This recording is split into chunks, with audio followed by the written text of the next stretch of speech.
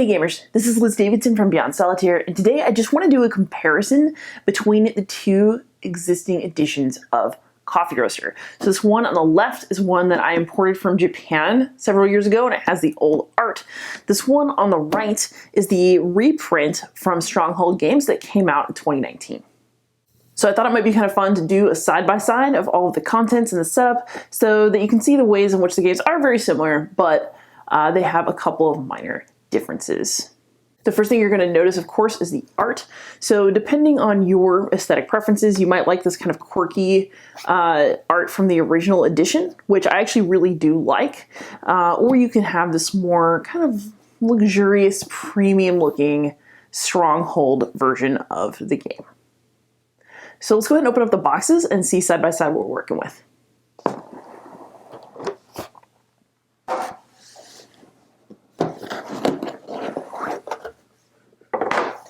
So as you can see, the contents of the boxes are pretty similar. Both of them will have a bag. This one's like a little bit longer and taller. It's also a little thinner, flimsier. This coffee roaster bag, I actually do like better. It's a little bit thicker, it's a little bit boxier and easier to reach into. And I do like that the name of the game is printed on the bag. So bag comparison, I'm going with Japanese edition for sure. Then you have these two envelopes with the different beans. I'm actually going to talk about those last, so let's put those aside for now, and then we'll have a little showdown. Then, of course, we have our rule books. So the coffee roaster that I imported has, of course, an English and a Japanese edition of the rule book, which is pretty cool, even though I don't read Japanese. But let's have a quick chat about which of the rule books is better and how they differ. So while I did originally learn the game out of this rulebook, so it feels familiar by now, I do think that the new rulebook is better. So in that sense, the Stronghold version wins. It has a better rulebook. You can even tell the difference by looking at the goal of the game here versus the object of the game here. So this goal of the game kind of gives too much information. So as beans in the bag are drawn, they are roasted. After roasting is complete, points are awarded through a cup test. Players earn points by roasting to the target roast level, retaining the natural flavor of the bean and evenly roasting beans. Keep in mind the moisture trapped in the beans and the amount of smoke from roasting. Skillfully place the body, acidity, and aroma to... This is confusing. So when I first read this, I was like, is this game a lot harder than I thought it was going to be? I thought this was like a cute little 10-minute bag builder. Dear God. So when you look over here, you have a much shorter version of that. So to begin with, it's important to roast the coffee beans that are still hard at this point evenly and screen out unpleasant pieces. Then the freshly roasted beans are processed. And finally, the decisive cup testing takes place. Will you be the next master roaster? Find out. Okay, this is a lot more concise. It's easier to understand. I feel like that's generally true throughout these rulebooks. Like this rulebook kind of gives you too much text with too little payoff. This one's a little bit tighter, a little bit easier to understand. That said, it's completely possible to learn the game from this one, so if this is the edition you get, you're gonna be fine. Watch a YouTube video. Alright, so now let's talk board setup. This is the original coffee roaster play setup. It's just two pieces of cardboard. They fit together actually really nice if you pay attention. The lines actually align. Ooh, lines align. And you have the cup over here on the left for your cup test. You can count your roast right here. And then on the right, you have your, different flavor token, special effects combos, and a turn tracker with your smoke tokens here. There is a slightly easier cup test on the back of this one, but I never really used it, so I guess I can't really comment. Just a simple side-by-side couple of boards. I actually really like the efficiency of this, and I do love the art and the kind of chunky font. And I like that the flavor token areas actually tell you what the flavor tokens are for. So you can get into the theme of body, aroma, acidity. I think it's very charming. They definitely tried to step it up with the Stronghold layout, which I will show you momentarily. But before that, I want to point out, so in this version of the game, the special effects tokens that you can get by placing different flavor tokens on the board are in a fixed order and a fixed combination. So you'll always need a body and an aroma flavor token to get an extra trait, for example. And that's not true, as you'll see, on the Stronghold Edition board. All right, so here's our fancy schmancy Stronghold Edition board. It's got 3 pieces instead of 2, so you've got this little cup that fits right here for the cup test, and then your roast and turn counters are up top, like a little meter up here. So as on this board, you do have a combination of a 0 and a 1 to get that wild flavor token. So it's just expressed a little bit differently up here. And then you have the same for sort of draw two, redraw, draw, and then get rid of some beans. I actually do like this board better because I like that it gives me a text indication of what's going on as well as just the symbols. I kind of suck at reading symbols in games, so give me a word, it makes it a lot easier for me. But yeah, the other thing that you can notice is that here you're actually distributing these special effects tokens randomly, whereas here they have a specific place on the board. So you're going to get some different gameplay elements by doing it that way. Although I suppose if you really wanted to, you could just randomly place tokens out here if that was how you wanted to play, like as a variant or something. But I've wondered, and I haven't played enough to be sure, whether there are balancing reasons why this was arranged the way that it is. And I'm not sure whether that flexibility is a good or bad thing for the outcome of the game. I'm sort of curious about what repeated plays would reveal about that. So between these two play areas, I mean, it's really going to be a personal choice. They work the same and they have the same basic spaces, but I actually really prefer the original version. And here's why. I like that it has words that are telling me what things mean so I don't have to rely entirely on looking up symbols.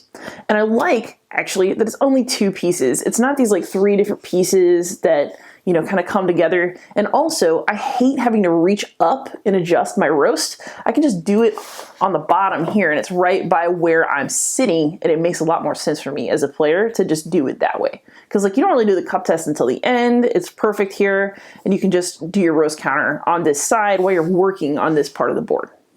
So a lot of it's just how do you like things arranged. I personally do prefer this kind of quirky art, but I can also see somebody wanting something that has a more classic, you know, coffee house look to it as we understand coffee. Like if Starbucks was going to produce a game, it would look like this and it would not look like this. But I really have a fondness for this one. All right, so here are the two boxes side by side. The Coffee Roaster Original box and the new Stronghold Edition box. So as you can see, there's like actually little clues for how you should organize stuff in the bottom. Although obviously I don't follow the rules. I don't put the threes in here. I do what I want. But basically there are little sections for each type of token.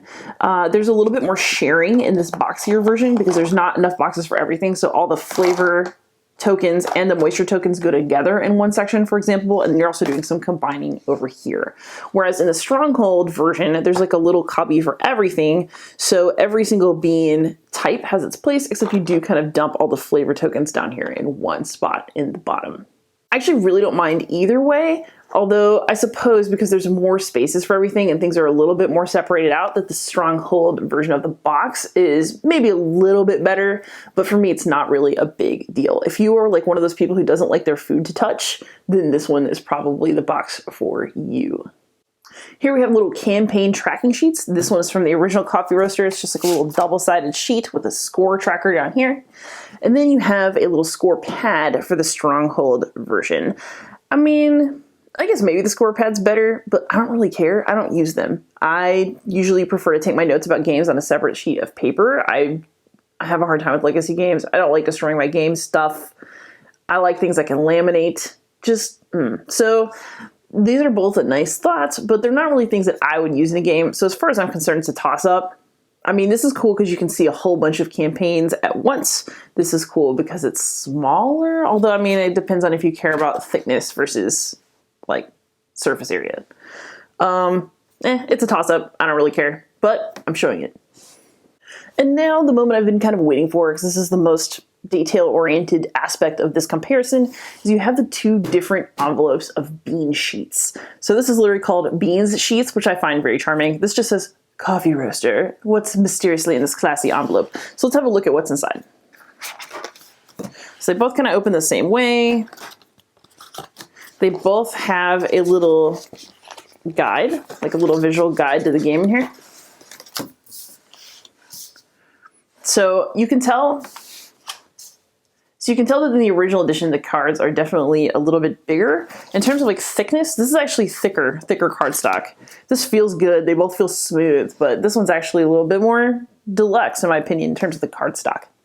They're both kind of confusing little maps of what goes on in the game that I promptly ignored when I opened these for the first time and continue to do. Then if you flip them over to the back, they do have a guide to points. So they basically look the same. I mean, in terms of numbers. Maybe there's a difference in this flavor points -3 versus that being in the -3 down here, which might make more organizational sense. I guess it just depends on how you like to understand your games. But you have roast points, flavor points, skill points, and then ways to lose points. There are no differences numerically. It's got the same balance. So it's really just how you like things organized. There's not really a huge difference here. So let's have a look at some of the coffee cards and see what we think of those. So here are some coffee beans sheets, some coffee cards from the original coffee roaster. So as you can see, there's like a little Japanese description of what's going on, a description in English, a key to tell you what level it is, and then the contents of the bag and the roast points and flavor points that you can earn. What's interesting is that this is double-sided, so there's actually 2 coffee types per card. So you can do the Kenya side, you can do the Peru side. Some people organize their cards by roast, like light, medium, dark. I actually have it beginning, intermediate, advanced. But let's see how many of these there are. I'm pretty sure there's 11. So you have 1, 2, 3, 4, 5, 6, 7, 8, 9, 10, 11. So there are 11 cards in here, and what that means is that there are 22 different beans. There are also 22 different cards in here, but each coffee gets its own separate card, which depending on your personal preference could be great, or you maybe like the efficiency and larger size of these cards. So these cards are separate because they're really going for that more deluxe vibe. So on the front, you have this entire long description of the coffee type, and it's got like a more romantic sounding name. So like Altura, Oaxaca. And then on the back, you're gonna get that same information. So how to build your bag, roast and flavor point information, and of course you have the level on the back. What's sort of interesting is that the beginner level is the same color as the expert level in the original game, so it's got a different color scheme. So you have Altura, Oaxaca, Brazil, Sao Paulo, Panama, Cuba, more Panama. One thing that's interesting though is I kind of feel like the names are different. So I don't remember seeing a Panama Typica washed in here, for example. There do, however, seem to be at least some matchups on the cards. For example, we've got this Panama Typica washed and this Volcan Candela SHB. What's interesting is this is labeled as expert level. What's this one? Yeah, this one's also expert, so it's that darker red. And you can tell that numerically it's the same build. So the same build of beans, and then the same requirements for flavor tokens going into the bag, the same scoring conditions for roast and then flavor. So clearly some of these coffees match up to each other. It's just that they don't have quite the same names. But you can definitely find beans from the new version that match up with beans from the old one. So I haven't done like a full study of every single bean in here, but I feel like a lot of these have counterparts even if they have different names. So you're still getting basically the same mix of beans with the same kind of scoring and balance that you would get in the older edition. So when it comes to the cards, it's basically about what you like. Do you want the more efficient double-sided cards that are a little bit thicker and a little bit bigger? Or do you want these smaller, slightly thinner cards that have a little bit more flavor text on the front in addition to the basic scoring stuff on the back? For me personally, it's not really that big a deal. Maybe I like the flavor text just a little bit better because it's, it's pleasant. I think graphically this looks really nice, but like this is fine. And I wouldn't necessarily go out and buy a new edition of the game for these cards as opposed to these ones.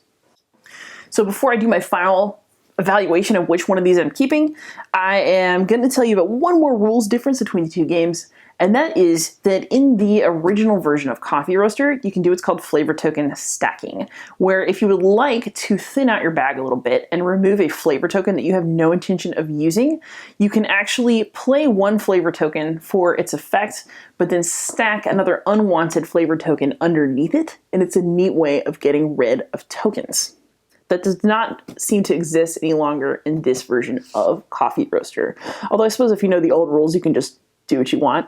Isn't gaming all about having fun and doing what you want anyway? So I think between these two, this one edges this one out just a little bit. I really like the original Coffee Roaster, partially because, I worked so hard to get a copy of the game. I had to seek it out, figure out who to email, get it imported, And I also just like the quirky art. I like that it's a little bit simpler in terms of the board and the play area. You know, for me, that streamlining is really nice. I like the efficiency on those big, thick beans sheets. And, you know, I have a lot more emotional attachment to this version of the game. That said, this game is really basically the same thing with some extremely minor differences that aren't going to affect your gameplay very much at all. In terms of play, they're pretty much the same game.